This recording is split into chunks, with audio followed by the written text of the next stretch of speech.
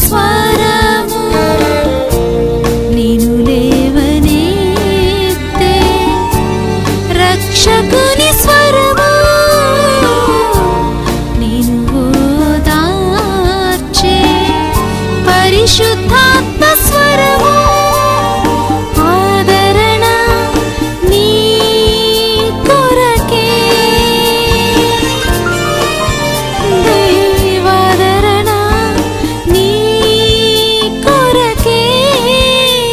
దేవుని ప్రియమైన బిడ్డలారా, ప్రభువైన యేసుక్రీస్తు వారి నామంలో మీ అందరికీ నా హృదయపూర్వకమైన వందనాలు చెల్లిస్తున్నాను.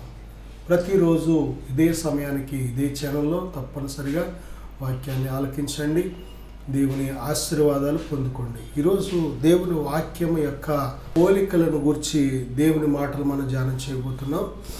చిన్న ప్రార్థన చేసుకుందాం దేవుని వాక్యంలోకి వెళ్ళే ముందుగా. ప్రేమగల తండ్రి, మహాపరిశుద్ధుడా, మహాగణుడా, ఆకాశ మహాకాశాలు పట్టజాలని దేవా, ఇదిగో మీరు వాక్యమై ఉన్నారు తండ్రి. మీ వాక్యాన్ని ధ్యానిస్తుండగా వాక్యం యొక్క పోలికల గురించి నాయన ధ్యానిస్తుండగా మాతో మాట్లాడండి. ఈ వాక్యాన్ని మీడియా ద్వారా ఆలకిస్తున్న ప్రతి బిడ్డను అయా దర్శించండి. ఈ వాక్యపు శక్తితో నాయన అయా బిడ్డలను దీవించమని, బలపరచమని, బలమైన పాత్రగా సిద్ధపరచమని యేసుక్రీస్తు వారి నామంలో ప్రార్థిస్తున్నాను తండ్రి, ఆమేన్. దేవుని బిడ్డలారా, దేవుని ప్రియమైన బిడ్డలారా, ఈరోజు దేవుని యొక్క వాక్యాన్ని కానీ మనం చూసినట్లయితే దేవుడు మనల్ని ప్రేమిస్తున్నాడు. దేవుడు మనల్ని ఎంతగానో ప్రేమిస్తున్నాడు. మనం నశించిపోవడం దేవుడికి ఇష్టం లేదు. మనందరం అంతటా అందరూ రక్షించబడాలని దేవుడు ఎదురు చూస్తున్నాడు. ఆయన తన రాకడను గురించి ఆలస్యం చేయవాడు కాదు, కానీ మనం అందరము రక్షించబడాలని. ఏ ఒక్కరు రక్షించుకోవడం దేవునికి ఇష్టం లేదు. కనుకనే దేవుని బిడ్డలారా, తన వాక్యాన్ని విరివిగా మరి ప్రచురింప చేస్తున్నాడు. ప్రతి ఒక్క చెవికి, ప్రతి ఒక్క హృదయానికి మరి వినబడినట్లు ఈ రాజ్య సువార్త సకల జనములకు సాక్షార్థమై ప్రకటించబడుతుందని ప్రభు ముందుగా చెప్పారు. దేవుని బిడ్డలారా, కాబట్టి ఈ యొక్క వాక్యము శక్తివంతమైనది. ఎంత శక్తివంతమైనదో మనకు అర్థమవడం కోసం దేవుడు వేటితో పోల్చి ఈ వాక్యాన్ని కోసం వాక్యం యొక్క పోలికలు మనకు బయలుపరుస్తున్నాడు. ఆదికాండంలో మనం చూసినట్లయితే కీర్తన 119 అధ్యాయం 105వ వచనం కానీ మనం చూసినట్లయితే, నీ వాక్యము నా పాదములకు దీపమును నా త్రోవకు వెలుగునై ఉన్నది. నీ వాక్యము నా పాదములకు దీపమును నా త్రోవకు వెలుగునై ఉన్నది. ఇక్కడ రెండు ఉపమానాల రూపంలో వాక్యం యొక్క ప్రత్యేకమైన రెండు పోలికలు మనం చూడగలం. అవేమిటంటే, మొదటిగా దీపము వలె దేవుని వాక్యం పనిచేస్తూ ఉంటుంది. దీపం ఎక్కడుంటే ఆ ఇంట్లో ఆ దీపం వెలిగించినట్లయితే ఆ ఇంటికి వెలుగు. దేని బిడ్డలారా, దీపం ఏ మనిషి చేతిలో ఉంటుందో ఆ మనిషి నడిచినంత ప్రయాణం అంతసేపు కూడా, అంత దూరం కూడా తనకు వెలిగిస్తూ ఉంటుంది. నిజమే, పూర్వకాలంలో దేవుని ప్రియమైన బిడ్డలారా, మరి మన పూర్వీకులు మరి యొక్క కాగడాల రూపంలోనూ దీపాల రూపంలోనూ అనేక రకాలుగా ఉండే ఆ యొక్క దీపాలు పట్టుకొని వారి ప్రయాణాన్ని కొనసాగించినట్లు మనం చూస్తున్నాం.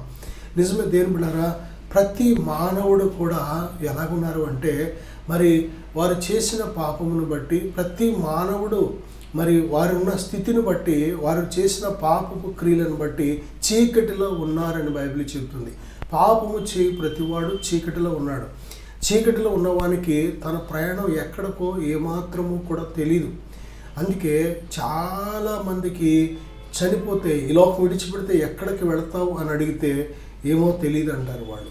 దేని ప్రియబిడ్డలారా, కారణం ఏంటంటే అసలు వారికి ఏ మాత్రము కూడా ఆ యొక్క ఆత్మ సంబంధమైన విషయాల్లో వారు గుడ్డివారు ఉంటూ ఉంటారు. దేని ప్రియబిడ్డలారా, మన ప్రయాణం ఎక్కడికి మనకు తెలియకపోతే, ఈ లోకంలో నేడు అనబడే సమయం ఉన్నప్పుడే అది మనకు నిర్ధారణ అవ్వకపోతే మనం చాలా జాగ్రత్త పడాలి. దేని ప్రియబిడ్డలారా, చనిపోయిన తర్వాత ఎప్పుడో మనము చేయి దాటిపోయిన తర్వాత సరిచేసుకోవడానికి పరిస్థితులు లేనప్పుడు తెలుసుకోవడం గొప్ప సంగతి కాదు, కానీ నేడు అనబడే సమయం ఉన్నప్పుడే సరి చేసుకొని ఆ నిత్య నరకాన్ని తప్పించుకొని నిత్యరాజ్యాన్ని స్వతంత్రించుకోవడానికి ఈ భూమి మీద నేడు అనబడే సమయం ఉన్నప్పుడే దేని బిడ్డలారా మనము ఈ సత్యాలు తెలుసుకోవాలి. అదేమిటంటే, యేసుక్రీస్తు ప్రభు వారు ఆయన వాక్యము మన జీవితాలకు, మన ఆత్మీయ ప్రయాణానికి ఉపయోగపడే విధంగా దీపము వలె ఉపయోగపడుతుంది.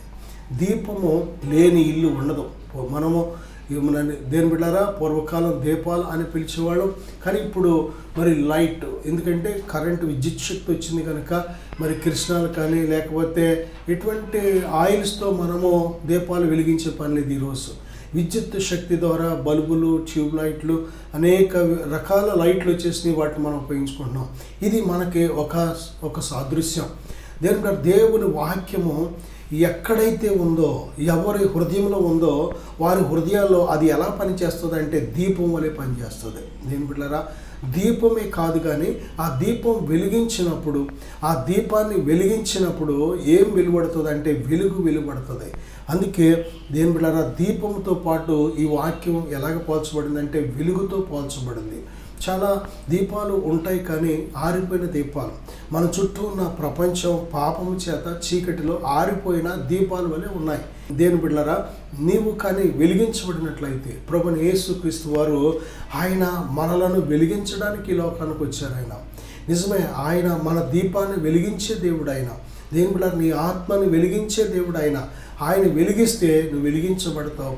నీ యొక్క మరి వెలుగు, నువ్వు ఎక్కడున్నావో నీ చుట్టుపక్కల ప్రతి ఒక్కరికి కూడా ఆ వెలుగు వారి మీద పడుట ద్వారా దేవుని ప్రతి ఒక్కరు కూడా నేను గుర్తించగలుగుతూ ఉంటారు. నిజమే, ప్రభువైన యేసుక్రీస్తు వారి చేత వెలిగించబడిన ప్రతి ఆత్మ వెలుగుతూ ఉంటుంది. అందుకే ప్రభువైన దేవుడు చెప్తున్నారు కదా, ఎవడను దీపం వెలిగించి కొంచెం క్రింద పెట్టాడు కానీ ఇంట ఉండు వారికి అందరికీ వెలిగించుటకై దీప స్తంభము మీదనే పెట్టను. నిజమే, దేని బిడ్డలారా, నువ్వు వెలుగుచుండిన జీవితాన్ని కలిగినట్లయితే ఈ లోకానికి ఎలా ఉంటావంటే, మరి దీప స్తంభం మీద ఉన్న ఆ యొక్క దీపం వెలిగించబడుతున్నప్పుడు ఏ విధంగా కాంతి గృహమంతా ఇస్తుందో, అలాగే నీవు కూడా నీ ఇంటిలో, నీ చుట్టూ ఉన్న ప్రాంతానికి, నువ్వు నివసిస్తున్న ప్రతి చోట కూడా, నువ్వు పని చేస్తున్న ప్రతి చోట, నువ్వు ఉద్యోగం చేస్తున్న ప్రతి చోట, నువ్వు వ్యాపారం చేస్తున్న ప్రతి చోట, నువ్వు వెళ్ళుచున్న ప్రతి చోట దేవుడు నిన్ను వెలుగుగా అనేకులు గుర్తించే విధంగా చేస్తూ ఉంటాడు.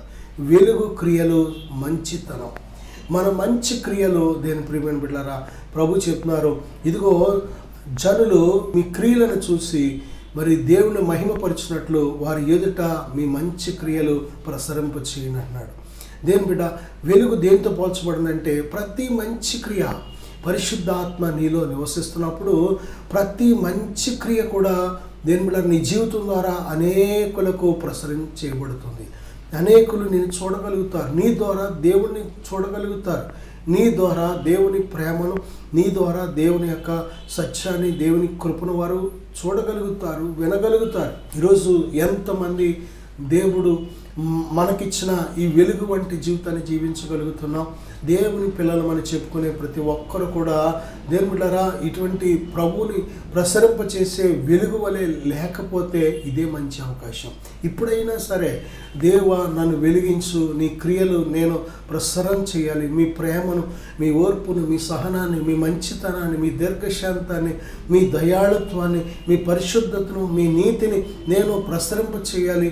ప్రభువా, మీ సత్యాన్ని నేను ప్రసరింప చేయాలి, మీ సువార్తను నేను ప్రసరింప చేయాలి, అనేకులు నా ద్వారా రక్షించబడాలి, వెలిగించబడాలని ఆశ కలిగినట్లయితే దేవుడు వెలిగించే దేవుడు.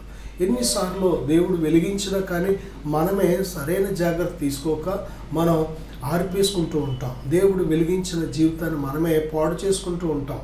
ఎన్ని జీవితాలు ఆరిపోయి చీకటిలో ఉన్నాయో, పాపము చేసే ప్రతి ఒక్కరు కూడా చీకటిలో ఉన్నారు. దేని బిడ్డ, దేవుని వాక్యము దీపము వలె, అలాగే మరి వెలుగు వలె ఉంటుంది మన త్రోవలకు. అంటే ఇది మనం నడిచి వెళ్ళే మార్గమే కాదు. దీని ఆత్మీయ అర్థం ఏమిటంటే, మనం ఈ లోకం విడిచిపెడితే ఎక్కడికి మన ప్రయాణం అనేది క్లియర్గా, స్పష్టంగా మనం చూడగలుగుతున్నాం. మనందరం కూడా ఇటువంటి నిర్ధారణ కలిగి ఉండాలి. ప్రతి క్రైస్తవుడు, దేవుని యందు విశ్వాసం ఉంచిన ప్రతి వ్యక్తి కూడా మరి ప్రభునందు ఇటువంటి నిరీక్షణ లేకపోతే, దేవుడు అపొస్తలుడైన పౌలు ఏమంటాడంటే, మంచి పోరాటము పోరాడి తిని నా పరుగు కడముట్టించి తిని ఇక మీదట నా కొరకు మరి నీతి కిరీటం ఉంచబడింది అన్నాడు. జీవ కిరీటం, నీతి కిరీటం. దేని బిడ్డలారా, ఈ గొప్ప ఉన్నతమైనవి నేను పొందుతాను అనే ఆ యొక్క నిరీక్షణ నీలో లేకపోతే, అటువంటి విశ్వాసం నీలో లేకపోతే ఎందుకు లేదో నేడు అనబడే సమయం ఉన్నప్పుడే మనం సరి చేసుకోవాలి. నేడు అనబడే సమయం ఉన్నప్పుడే మనము మన ఇంటిని చక్కబెట్టుకొని దేవుడిచ్చే నిరీక్షణ మనం కలిగి ఉండాలి. దేని బిడ్డలారా, క్రైస్తవుడు ఎలా ఉండాలంటే ప్రతిరోజు నేడే రక్షణ దినం, ఇదే అనుకూలమైన సమయం, ఈరోజే దేవుని కోసం జీవించే సమయం అనే విధముగా మనం ఉండాలి. దేని బిడ్డలారా, ఎందుకంటే రేపు మనది కాదు. కొంతసేపు కనబడి అంతలో మాయమైపోయే ఆవిరి వంటి వారం. రేపు ఏమి జరుగుద్దో మనకు తెలీదు. నిన్న అనేది గడిచిపోయిన కాలం, సంవత్సరాలు, నెలలు, రోజులు ఇవన్నీ కూడా హిస్టరీ, చరిత్రలోకి వెళ్ళిపోతూ ఉంటాయి. అయిపోయింది ఇక నువ్వు వాటిని సరి చేసుకుందామన్నా సరి చేసుకోలేవు. ఆ సమయాన్ని దేని బిడ్డలారా మళ్ళీ ఉపయోగించుకోవడానికి కూడా కుదరదు. ఏ వస్తువైనా వాటిని మళ్ళీ తిరిగి రీసైకిల్ చేయొచ్చేమో కానీ సమయాన్ని రీసైకిల్ చేయడం కుదరదు. దేవుడు నీకు ఇచ్చిన ఆయుష్ చాలా చాలా విలువైనది. అదే జీవితంలో సగం చాలా ఎంతకాలం వ్యర్థమైపోయిందో, సరే వ్యర్థమైపోయిన దానికోసం నువ్వు బాధపడి దిగులు పడి లేక నువ్వు దేవునికి దూరం ఉండవలసిన పని లేదు. ఇప్పుడైనా ఈ మిగిలిన సమయమైనా దేవుని కోసం ప్రకాశించడానికి మిగిలిన సమయమైనా దేవుని చేతిలో పెడితే దేవుని వాడుకుంటాడు. దేని బిడ్డ, ఇక్కడ మనం చూసినట్లయితే దేవాది దేవుడు చెప్తున్నాడు కదా, ఆయన వాక్యము మన పాదములకు దీపము, మన త్రోవకు వెలుగునైనది. మన ప్రయాణం అంతా కూడా ఆయన వాక్యపు వెలుగులో నడిపిస్తూ ఉంటాడు. ఎక్కడ కూడా నువ్వు దేని బిడ్డ గోతులో పడడం కానీ లేకపోతే రాళ్లను తొక్కడం కానీ, పాముల మీద కాలు వేయడం కానీ, లేకపోతే పడిపోవడం కానీ, నీ కాలు తొట్టిల్లడం కానీ జరగదు. ఎందుకంటే నీ ప్రయాణం అంతా కూడా దేవుడు తన వాక్యం అనే వెలుగును ఇచ్చాడు. దేవుడు ఈ వాక్యం అనేది నీ హృదయంలో ఉన్నట్లయితే ఇది ఒక వెలుగుగా నీ ఆత్మీయ జీవితంలో ఒక వెలుగుగా ప్రకాశిస్తూ ఉంటుంది.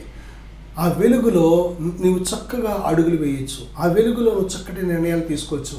వాక్యం అనే వెలుగులో నీ జీవితాన్ని ఎంతో అందంగా, సుందరంగా దేవుని చిత్తానుసారంగా నడిపించుకోవచ్చు. దేవుని చిత్తం చేసినప్పుడు ఎంత సంతోషమో, దేవుని చిత్తం చేస్తే ఎంత సంపూర్ణమైన భద్రత, క్షేమము, కాపుదల, మన బ్రతుకు దినాలన్నీ కూడా కృపాక్షేమములే మన వెంట వస్తాయి. ఎందుకంటే దేవుడు తన చిత్తానుసారంగా మనం జీవిస్తున్నప్పుడు ఏది అడిగినా ఇచ్చే దేవుడు ఆయన మాటలు మనం ఆయన యందు నిల్చున్నప్పుడు మనం ఏది అడిగినా ఇస్తూ ఉంటాడు ఆయన. కాబట్టి అప్పుడు మనకు ఎంతో సంతోషం, మేలులతో మనం తృప్తిపరుస్తూ ఉంటాడు ఆయన. దేని బిడ్డలారా, మొదటిగా దేవుని వాక్యము దీపం వలె, రెండవదిగా వెలుగు వలె, వెలుగుతో పోల్చబడింది. మూడవదిగా మనం చూస్తే ఇర్మియా గ్రంథం 5:14 నా వాక్యములు వారిని కాల్చున్నట్లు నీ నోట వాటిని అగ్నిగాను ఈ జనమును కట్టెలుగాను నేను చేసేదను అంటున్నాడు దేవుడు. అదే మాట 23 ఇర్మియా గ్రంథం 23:29 కూడా మనం చూడగలం. ఆయన వాక్యము దేనితో పోల్చబడిందంటే అగ్నితో పోల్చబడింది. దేని బిడ్డలారా, అగ్ని ఎంత పవర్ఫుల్ మనందరికీ తెలుసు. ఈ భూతాలు అంటే ఏదో దెయ్యాలు అవి కాదు. భూతం అంటే ఎలిమెంట్, ఇంగ్లీష్లో చక్కటి మాట ఎలిమెంట్స్. చదువుకునే పిల్లలకు ఆ కెమిస్ట్రీలో ఎలిమెంట్స్ కోసం ఎన్ని ఎలిమెంట్స్ ఇప్పటి వరకు శాస్త్రవేత్తలు కనిపెట్టారో అన్ని ఎలిమెంట్స్ మనం చదువుతూ ఉంటాం. దేని బిడ్డలారా, అలాగే మనకు ప్రాముఖ్యమైన పంచభూతాలు అంటే 5 ఎలిమెంట్స్. అవి గాలి, నీరు, అగ్ని, ఆకాశం అని, భూమి అని, ఈ విధంగా మనం ఆ ప్రత్యేకంగా 5 ఎలిమెంట్స్ కోసం మనం వింటూ ఉంటాం, పంచభూతాలు అంటూ ఉంటాం. దేని బిడ్డారా, అలాగే బైబిల్ గ్రంథంలో కూడా పంచభూతములో మరి వేండ్రముతో లయమైపోననే మాటను కూడా మనం చూస్తున్నాం. నిజమే. దేని బిడ్డారా, ఈ ఎలిమెంట్స్లో అగ్ని అనేది కూడా చాలా చాలా పవర్ఫుల్. నీరు ఎంత పవర్ఫుల్లో, ఆకాశం ఎంత పవర్ఫుల్లో, గాలి ఎంత పవర్ఫుల్లో, భూమి ఎంత పవర్ఫుల్లో, అలాగే మరి అగ్ని కూడా అంత పవర్ఫుల్. అగ్ని దేని బిడ్డారా, చిన్న అగ్ని అయినా సరే ఎంత గొప్ప మరి కుప్పనైనా తగలబెట్టేస్తూ ఉంటుంది. అగ్నికి ఎటువంటి మట్టి అయినా సరే కరిగిపోతుంది, ఇనప ముక్కలైనా కరిగిపోతూ ఉంటాయి. దేని బిడ్డారా, ఇనుము చూడండి ఎంత స్ట్రాంగ్గా ఉంటుంది. ఎటువంటి కట్టడాలు కట్టగలుగుతాం మనం. ఆ ఇనుము మీద ఆధారపడి ఎంత భవనాలు కట్టగలుగుతాం, ఎటువంటి కన్స్ట్రక్షన్ మనం చేస్తూ ఉంటాం. అటువంటి ఇనుమును సైతం నీరులాగా కరిగించేసేది అగ్ని. దేని బిడ్డ, అగ్ని ప్రియబిడ్డ, ఒక్కసారి ఆలోచన చేయి. అగ్నికున్న పవర్ ఏంటో నీకు తెలిసినట్లయితే దేవుని వాక్యం అగ్నితో పోల్చబడింది. నీ లోపల ఎటువంటి దుమ్మున్నా, ధూళి ఉన్నా, ఎటువంటి చాలా ఇనుప ముక్కల లాంటి స్వభావం ఉన్నా సరే, ముళ్ళ కంచె లాంటి స్వభావం ఉన్నా సరే, ఎందుకు పనికిరాని చెత్త, చెదారం, రాళ్ళు మన హృదయాల్లో ఉంటూ ఉంటాయి. మనుషులు విచిత్రంగా మారడానికి కారణం, ఈ మనుషులు చాలా విచిత్రంగా ప్రవర్తించడానికి కారణం ఏంటంటే వారి హృదయాల్లో ఉన్న భయంకరమైన లక్షణాలు, వారి హృదయాల్లో భయంకరమైన స్వభావాలు ఉంటూ ఉంటాయి. మనిషి మృగంగా మారిపోతున్నాడు, మనిషి పశువులుగా మారిపోతున్నాడు అని మనం ప్రతిరోజు వార్తలో వింటూ ఉంటాం. మృగాలుగా మనుషులు ప్రవర్తించడం, స్త్రీలు కానీ పురుషులు కానీ దేని బిడ్డారా మృగాలుగా ప్రవర్తిస్తున్నారనే మాటలు మనం వింటూ ఉంటాం. చాలా చోట్ల చిన్న పిల్లలను పాడు చేయడం, లేకపోతే ఇన్నోసెన్స్ని, అమాయకులైన ప్రజలను చంపడం. చూడండి, ప్రతిరోజు ఎన్ని హత్యలు జరుగుతున్నాయి, ప్రతిరోజు ఎన్ని మానభంగాలు జరుగుతున్నాయి, ప్రతిరోజు దేని బిడ్డారా ఎంతమంది అపవిత్రంగా బ్రతుకుతున్నారు, ఎంతమంది త్రాగుడుకు బానిస వారి దేహాన్ని పాడు చేసుకుంటున్నారు. ఎందుకు అది నాశనం చేస్తుంది, ఆరోగ్యం పాడవుతుందని తెలిసి కూడా ఎందుకు వాటికి బానిసవుతున్నారు? దేని బిడ్డారా కారణం ఏంటంటే ప్రతి మనిషిలో భయంకరమైన స్వభావాలు ఉంటూ ఉంటాయి. కనుక ఈ స్వభావాలను కాల్చడానికి దేవుడు తన వాక్యాన్ని అగ్నిగా వాడుకుంటూ ఉంటాడు. వాక్యం అగ్నిగా పనిచేస్తూ ఉంటుంది. అందుకే దేవుని వాక్యం మనం చదవాలి, దేవుని వాక్యం వినాలి, దేవుని వాక్యం ధ్యానించాలి. నువ్వు ఇష్టపూర్వకంగా విశ్వాసంతో మనస్ఫూర్తిగా కానీ వాక్యాన్ని చదివినట్లయితే ఆ వాక్యం నీలో ఉన్న ప్రతి విధమైన ఇటువంటి దుర్గుణాలను, భయంకరమైన స్వభావాన్ని కాల్చివేసేస్తుంది. ఒక నూతనమైన సృష్టిగా నిన్ను చేస్తుంది. దేని బిడ్డలారా, చాలా చోట్ల తుప్పలను చూడండి కాలుస్తూ ఉంటారు, ముళ్ళ కంచెలను చూడండి, తుమ్మ చెట్లను చూడండి పోగు చేసి మొత్తం అంతా తగలబెట్టినప్పుడు ప్రతి ముళ్ళు కూడా కాలిపోయి బూడిదైపోతూ ఉంటుంది. అక్కడ ఏ పనైనా చేసుకోవచ్చు. నిజమే. దేని బిడ్డ, మనం ఆత్మీయ జీవితంలో వర్ధలేకపోవడానికి కారణం, భ్రష్టులుగా ఉండడానికి కారణం, లేకపోతే భక్తిహీనులుగా ఉండడానికి కారణం, అవిశ్వాసం ఉండడానికి కారణాలు ఏంటనుకున్నారు? ఈ స్వభావాలే. ఈ స్వభావాలు కాలకే. ఈ స్వభావాలను కాల్చి మనను మంచి మనసున్న మనుషుల వలె చేయడానికి, అంతకంటే గొప్పగా దేవుని మనసు కలిగి మనం జీవించడానికి దేవుడు ముందుగా మన హృదయాన్ని సిద్ధపరుస్తూ ఉంటాడు. ఆ సిద్ధపరచడానికి ఆయన వాక్యాన్ని ఎలాగ పనిచేసేలాగా చేస్తాడంటే అగ్ని వలె పనిచేసేలాగా చేస్తూ ఉంటాడు. అందుకే చాలామందికి ఈ దేవుని మాటలు వింటుంటే అగ్ని వలె తగులుతూ ఉంటాయి హృదయానికి. ఆ మంటలకు తట్టుకోలేక, లేక ఆ వాక్యానికి లోబడే మనస్సు లేక వెంటనే వెళ్ళిపోతూ ఉంటారు, లేకపోతే తిరస్కరిస్తూ ఉంటారు, దూషిస్తూ ఉంటారు. కారణం ఏంటంటే సరి చేసుకోవడానికి ఇష్టపడరు. చాలామంది లోబడడానికి ఇష్టపడరు. మాకు ఈ జీవితమే బాగుంది, ఇలాగే బ్రతుకుతాం, ఇలాగే జీవిస్తాం, మా ఇష్టం, మా జీవితం, మా దేహం, మా డబ్బు, మా ఇష్టం అనుకుంటూ బ్రతుకుతూ ఉంటారు. దేని బిడ్డ, అందుకే దేవుడు వారి స్వైచిత్తానికి, వారికి ఎగటొచ్చే వరకు కూడా వారి స్వైచిత్తానికి అప్పగించేస్తున్నాడు. వారికి ఈ స్వైచిత్తం చేత వారి హృదయాలకి వెట్ట కలిగే వరకు కూడా, ఇక వద్ది బతుకనే వరకు కూడా, వారిలోంచి ఆ మాట వచ్చే వరకు కూడా వారి సొంత ఇష్టాన్ని విడిచిపెట్టేస్తున్నాడు దేవుడు. నిజమే. దేని బిడ్డ, దేవుని వాక్యం నువ్వు లోబడాలే, కానీ అగ్ని వలె దేవా నాలో ఉన్న ప్రతి విధమైన చెత్తను కాల్చివేయి, ముళ్ళ కంచెను కాల్చివేయి నాయన, నన్ను ఒక నూతన సృష్టిగా సృష్టించని అడిగినట్లయితే దేవుడు తప్పనిసరిగా తన వాక్యమైన అగ్ని చేత నేను కాల్చి నూతనపరిచి నూతన సృష్టిగా చేస్తాడు దేవుడు. దేవుని ప్రియ బిడ్డ, వాక్యం మొదటిగా దేనితో పోల్చబడిందంటే, మొదటిగా మనం చూసాం దీపముతో పోల్చబడింది, రెండవదిగా వెలుగుతో పోల్చబడింది, మూడవదిగా వాక్యము అగ్నితో పోల్చబడింది. దేని ప్రియ బిడ్డలారా, చిన్న ప్రార్థన చేద్దాం. విశ్వాసంతో ఈ ప్రార్థన ఏకీవించండి. దయగల తండ్రి, మహోన్నతుడా, ఇది ఈ వాక్యాన్ని ఆలకిస్తున్న ప్రతి బిడ్డలో నాయన అయ్యా గొప్ప మార్పు అయ్యా కలగాలి తండ్రి. ఆత్మదేవ, మీ వాక్యము చేత బిడ్డలు నూతనంగా నిర్మించండి, మీ ఆత్మశక్తితో నింపండి, మీ నామానికి మహిమ కలిగిన పాత్రలుగా సిద్ధపరచమని, దీవించమని యేసుక్రీస్తు నామములో ప్రార్థిస్తున్నాను తండ్రి. ఆమేన్. God bless you.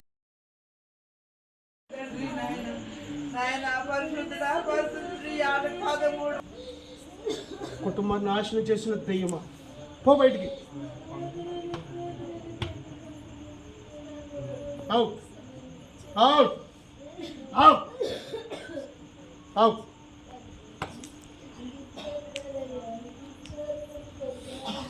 దేవుడికి వందనాలండి.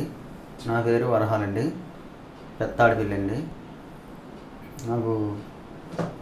నేను వ్యవసాయం పని చేస్తానండి. వ్యవసాయం పని చేస్తాను. మా ఆవిడ మన చర్చికి వెళ్తుందండి. మా ఆవిడ నేను ఎన్నోసార్లు మా ఆవిడ చర్చికి రావచ్చు కదా ఎన్నోసార్లు అనేదండి. నేను వెళ్ళేవాడిని కాదండి. మామూలుగా ఈ తాగుడికి బాగా వ్యానస్గా అయిపోయి నేను ఎప్పుడు చెప్పినా ఎన్నిసార్లు చెప్పినా సరే వెళ్ళేవాడిని కాదండి. అలాగా కొన్నాళ్ళకి ఈ తాగడం చేయడం ఇంటికాడ పిల్లలనేది కూడా పట్టించుకున్నాను కాదు. అలా కొన్ని నెలలు అలా జరిగాక ఇంకా సరే నేను బండి మీద ఒక దగ్గరికి ఏదో పని మీద వెళ్తుంటే బండి కుక్ అయిపోయింది. అవతల నాకు కూడా గట్టిగా దెబ్బలు తోలేయండి. మా పక్కనే ఒక ఇప్పుడంతా ఒక మనిషి మునిగిపోయింది, గొయ్య కూడా ఉంది, అందులో కూడా వెళ్ళకుండా రోడ్డు మీదే పడిపోయింది. నేను అప్పుడు అనుకున్నాను, ఏంటి మా ఆవిడ దేవుళ్ళలోకి వెళ్తుంది, ఆ దేవుడే నన్ను ఎంతో కాపాడాడు అనుకున్నాను. అయినా సరే మళ్ళీ ఈ దెబ్బలు మారినా సరే మళ్ళీ నేను మానలేకపోయానండి. ఇంకా నావలేదని చర్చికి ఏదేలాగా మా పాస్టర్ గారు గారు కేకేస్తే ఇల్లు అలాగ ఇంకా ప్రార్థనలు ఇవన్నీ చేసి ఇలాగా అలా రక్షణ తీసుకున్నాండి. ఇప్పుడైతే నా పిల్లలేంటి శుభ్రంగా అన్యాయంగా ఉంటున్నాము. ఇంకా దేవుళ్ళకి వెళ్ళాక ఇంకా నాకు మాత్రం తేలిగ్గా ఉంటుంది, శుభ్రంగా ఆనందంగా ఉంటుంది. ఇప్పుడైతే కొంత పిల్లలనేటి కొంచెం బాగా చూసుకుంటున్నానండి. పర్లేదు, తేలిగ్గా ఉంటుందండి నాకు. దేవుని నాకు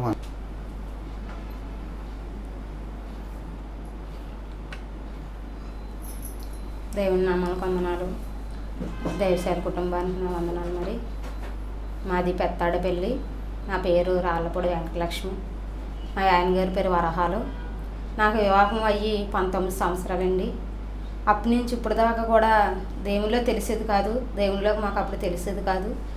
మేము మా ఊరి నుంచి ఇక్కడ పెత్తాడపల్లి వచ్చినప్పటికి మాకు ఇంకా దేవునిలో ఎదగలేదండి. అప్పుడు నేను కొన్ని పెద్ద పిల్లకి యాక్సిడెంట్ అయిందండి. యాక్సిడెంట్ ద్వారాగా నేను దేవునిలోకి వెళ్ళడం జరిగింది. నా పెద్ద పిల్లకి కాలు ఇరిగిపోయింది. ఇక్కడ యాక్సిడెంట్ అయ్యిందండి పెత్తాడపల్లిలోనే. ఆ కాలు ఇరిగిపోయిన కానించి దేవుడి గురించి అసలు మాకు తెలియదు. మా అమ్మ మా నాన్నగారు వెళ్ళేవారు కానీ మాకు తెలియదండి. అప్పటి నుంచి దైవసేవకులు వచ్చి నా బిడ్డ విషయంలో ప్రార్థన చేశారు. నా బిడ్డ కాలు విరిగిపోయిన సమయంలో దేవుడే వచ్చి మాతో మాట్లాడే బిడ్డని కాలు విరిగిపోయిన కాలుని అతికించి ఆ బిడ్డని రక్షించాడు. అప్పటి నుంచి నేను దేవుడి గురించి తెలుసుకున్నానండి. దేవునిలో ఎలాగెదగాలి, దేవునిలోకి ఎలాగెళ్ళాలి అని అపవాదు నా పట్ల ఎంతగానో శోధించాడు నాకైతే తెలియదు. మరి దేవుడు నా బిడ్డ ద్వారాగా, నా పెద్ద బిడ్డ ద్వారాగా దేవునిలో నేను ఎదగడం జరిగిందండి. అప్పటి నుంచి ఇప్పటి వరకు కూడా 5వ సంవత్సరం పాప అప్పుడు నా పిల్లకి కాలు ఇరిగిపోయిందండి, పెద్ద పిల్లకి. అప్పటి నుంచి ఇప్పుడు దాకా కూడా నేను దేవునిలోనే కొనసాగుతున్నాను. ఎన్నో ఇబ్బందులు, ఎన్నో ఇరుకులు అయినప్పటికీ నేను ఎదుగుతూనే ఉన్నానండి. నాకు 2 ఆడపిల్లలండి. మా ఆయన అయితే చిన్నప్పటి నుంచి యవ్వన వయసు నుంచి త్రాగుడికి లోబడేయండి. అయినా సరేలేని దగ్గర సంబంధమే చేసుకుంటే తర్వాత పెళ్ళైన వాళ్ళు మారిన వాళ్ళు లేరటని చేసుకున్నాము. ఆ బిడ్డ మారాడు. ఆ బిడ్డ వల్ల చాలా సాధనలు వచ్చాయి. ఆ బిడ్డ త్రాగుడికి లోబడిపోయి బాగా వ్యసనానికి లోబడిపోయాడు. అయినా దేవుడిని అడిగేదాన్ని, పాస్టర్ గారి దగ్గరికి వచ్చి ప్రార్థన చేయించేదాన్ని. ప్రార్థన చేసినప్పుడు సరేనమ్మ నీ భర్త మారుతాడమ్మా ఏదో ఒకటి అయ్యాని అనేవారు. ప్రార్థన చేసేవారు దైవ సేవలు కూడా. అలాగే ప్రార్థనకు అప్పుడప్పుడు జనవరి 1 కానీ క్రిస్మస్ కానీ వస్తూ ఉండేవాడు. త్రాగేసే వస్తూ ఉండేవాడు. వచ్చినా సరే అలాగ తిరుగుతూ ఉండేవాడు. అలాగే ఒక రోజు మట్టుకి ఫుల్గా డ్రింక్ తాగేసి ఎలమిల్లి వెళ్తుండగా పెద్ద యాక్సిడెంట్ అయ్యిందండి. తనకి తంబాన్ని కొట్టేశాడు. స్ట్రైట్గా వెళ్ళి తంబాన్ని కొట్టేస్తే తల ఇక్కడికి ఇలాగా పగిలిపోయిందండి, కోసేసింది తంబం. అక్కడ చిన్న బోధు కూడా ఉంది. ఆ బోధులో పడకుండా దేవుడు తన రెక్కల సాటును కాపాడే పక్కన పడేలాగా బోధులోకి వెళ్ళకుండా పక్కనే పడ్డాడండి. పడినప్పుడు అప్పుడు కూడా అన్నాను, దేవుళ్ళలోకి రా అన్నాను. వచ్చేవాడు కాదు. ఆయన నిజమైన దేవుడే బతికించాడు అనేవాడు. బాగున్నప్పుడు అప్పుడు దెబ్బలు అయినాయి, యాక్సిడెంట్ అయినప్పుడు ఆపరేషన్ చేయించామండి, బ్రెయిన్ ఆపరేషన్ కూడా చేయించామండి. తనకి తల కూడా గాయమైపోయింది. అప్పటి నుంచి కొద్ది రోజులు బాగానే అన్నాడండి. మళ్ళీ త్రాగుడికి లోబడిపోయి మళ్ళీ త్రాగడం మొదలు పెట్టేశాడు. త్రాగుడికి లోబడిపోయాడు. తాగుడు బానిసై తిరిగేవాడు. నన్ను కానీ పిల్లలు కానీ పెట్టించుకునేవాడు కాదు. ఎన్నో అప్పులు చేసేసేవాడు. పనికిరాని వృధా ఖర్చులన్నీ చేసేసేవారు. మా మాట వినేవాడు కాదు. మేము ఏమన్నా అంతే కొట్టేసేవాడు. అయినా దేవుడికి మొరపెట్టేదాన్ని. వచ్చి దేవుడికి మొరపెట్టినప్పుడు అలాగే కొన్ని దైవ సేవకులు మాట్లాడుతుండగా నాతో మాట్లాడేవాడు. మాట్లాడినప్పుడు నేను మళ్ళీ అప్పటికప్పుడే మనసు కుదురుగా ఉండేది. తర్వాత మళ్ళీ ఇంటికి వెళ్ళాక మళ్ళీ తాగేసి వచ్చి మళ్ళీ గొడవల కింద ఉండేది. అయినా అలాగే దేవుళ్ళో కొనసాగుతుండేదాన్ని నేను. నా భర్త మళ్ళీ త్రాగుడికి లోబడిపోయి నన్ను కొట్టేసి నన్ను చాలా బాధ పెట్టినప్పుడు నేనైతే నేను వెళ్ళలేదండి. మా అమ్మ వాళ్ళ ఇంటికి వచ్చేసాను. వచ్చేస్తే దైవ సేవకులు ఒకటే మాట అన్నారు, నీ భర్త మారుతాడమ్మా, నువ్వేం కంగారు పడకు, నీ భర్త ఎలాగైనా సరే మారుతాడు, రక్షించబడతారు, నువ్వు కంగారు పడక అన్నారు. అన్నప్పుడు నేనైతే ఇంకా అప్పుడు మా అమ్మ ఇంటి కాడే ఉండేదాన్ని అండి. అప్పుడే ప్రార్థనకు వచ్చాను. తర్వాత మా ఆయన్ని ప్రార్థనకి కొద్ది మందిని వెళ్ళి తీసుకురమ్మని ప్రార్థన చేశారండి. తైలాభిషేకంతో ప్రార్థన చేశారు. నా భర్త అప్పుడు ప్రార్థన చేసినప్పుడు కొద్దిగా విడుదల దయచేశాడు అని పాస్టర్ గారు చెప్పారు. అమ్మ కొద్ది రోజులు నువ్వు ఉండు, నీ భర్త మారుతాడు, నీకేం భయం లేదని దైవసేవకులు నాతో మాట్లాడేవారు. దేవుడే వారి హృదయంలో ఉండి మాట్లాడించేవాడు. అయినప్పటికీ నేను మళ్ళీ కొద్ది రోజులు ఉన్నాను. కొద్ది రోజులు ఉన్నాక అలాగ దైవసేవకులే మళ్ళీ నా భర్తతో మాట్లాడి, వరాలు నువ్వు పాపముని విడిచిపెట్టేసి లోకంలో జీవించుకోకుండా దేవుడి కోసం జీవించని దైవసేవకులు ఉండి దేవుడే మాట్లాడేవాడు నా భర్తతోని. నా భర్త అప్పుడు దాకా రక్షించబడలేని నా భర్త, త్రాగుడికి లోబడిపోయిన నా భర్త అదే క్షణం నుంచి ఈ క్షణం వరకు దేవుళ్ళో నడుస్తున్నాడండి. నా భర్త రక్షించబడ్డాడు, పూర్తి మారు మనసు పొందాడు. ఎటువంటి త్రాగుడికి లోబడకుండా నన్ను, నా కుటుంబాన్ని, నా పిల్లల్ని కూడా క్షేమకరంగా చూస్తున్నాడు. ఆయనకి ఏమిచ్చిన ఆయన రుణమైతే నేను తీర్చలేను. దేవుడి సన్నిధిలో గడపడానికి దేవుడే మాకు ఇచ్చిన కృప ఇది. దేవుడు మాకు ఇచ్చిన కృపే. దైవ సేవకుల ద్వారా దేవుడే మాతో మాట్లాడాడు. నా భర్తను రక్షించాడు, నన్ను రక్షించుకున్నాడు. నా బిడ్డలు కూడా దేవుళ్ళలో ఎదుగుతున్నాము. నా కుటుంబం అంతా కూడా కేవలం ఇలా బ్రతుకున్నామంటే దేవుని కృపేనండి. అందరికీ వందనాలు. నా పేరు శాంతి. నాకు ఒక అక్క, మా అమ్మ, మా నాన్న, మీ నలుగురం ఉంటాం ఇంట్లో. మా నాన్న బాగా త్రాగేవాడు. చర్చికి రమ్మంటే వచ్చేవాడు కాదు. మా అమ్మ, నేను, మా అక్క చర్చికి వెళ్ళేవాళ్ళం. ఎప్పుడు రమ్మన్నా సరే రాను అనేవాడు. వస్తాను వెళ్ళండి అనేవాడు కనుక వచ్చేవాడు కాదు. అప్పుడు అలా సాగుతుండగా ఒకరోజు ఫాస్ట్ గారు చర్చికి రామంటే చర్చికి తీసుకొచ్చారు. అప్పుడు ఎడిటింగ్ ప్లే చేశాక కొన్ని రోజులు బాగానే ఉన్నారు. మా నాన్న త్రాగు నుండి పూర్తిగా విడిపించాడు దేవుడు. ఇప్పుడు మా నలుగురం బాగానే ఉంటున్నాం. చర్చికి వెళ్తున్నాము. నలుగురం బాగానే ఉంటున్నాం. మా కుటుంబాన్ని బాగా చూసుకుంటున్నాడు మా నాన్న. ఇంతవరకు మా అమ్మని ఇంటికి కొట్టేసేవాడు. ఇంతవరకు మా నాన్న దగ్గరికి వెళ్ళాలంటేనే భయం వేసేసేది. కానీ ఇప్పుడు మా నాన్నతోనే ఉంటున్నాము. మా నాన్న మాతోనే ఉంటున్నాడు, బాగుంటున్నాడు, చర్చికి వస్తున్నాడు.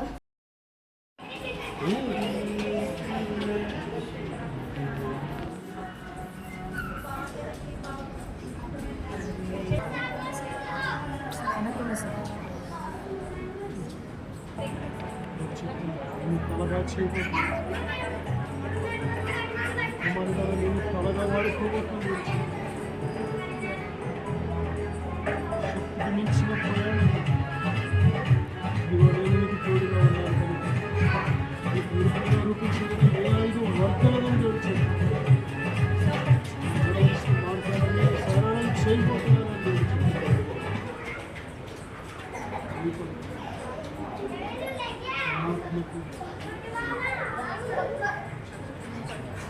ఆత్మని మీకు తోడుగా ఉంచి ఉన్నాను జోడించారు. ఆత్మ నీలో ఉంచి ఉన్నానని జోడించారు. నేను మీకు తండ్రిలో ఉన్నానని జోడించారు. దేవునామానికి వందనాలు, సేవకులకు నా వందనాలు. నా పేరు వినయ్ కుమార్.